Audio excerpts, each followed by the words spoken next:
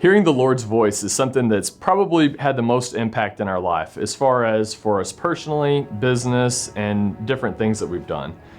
When I first started out, we read a book that talked about hearing His voice and writing it down and then going and looking for the clues that were given. We did that for many weeks, so nearly every Friday night for, nearly 3 years.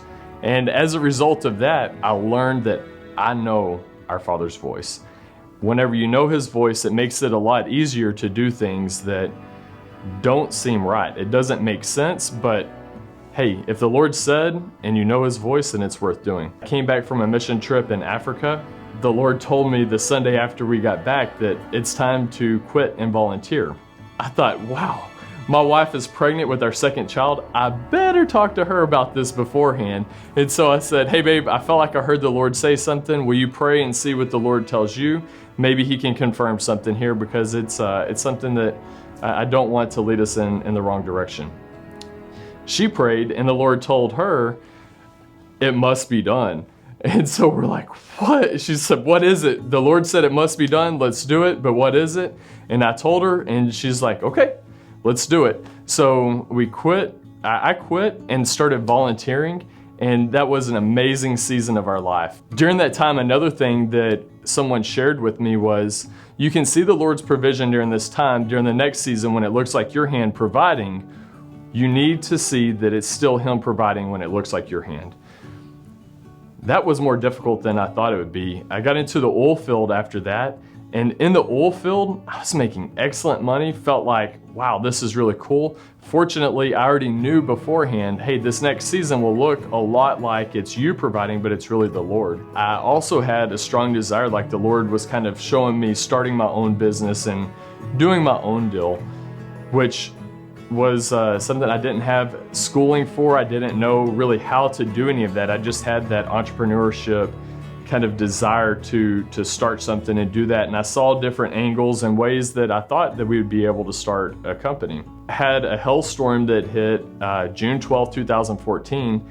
And when that hailstorm hit, I was out in far west Texas, and my wife called me. She was downtown Abilene. Her vehicle busted the windshield out, busted the windows out, and get back to Abilene to board up our house that we just bought less than a month prior, boarded up windows, patching the roof, trying to do everything that we can to keep the home from leaking. And then I go back to work in a couple days. And then one day, as I'm driving back out to Pecos, the Lord tells me, it's time to turn in your resignation letter.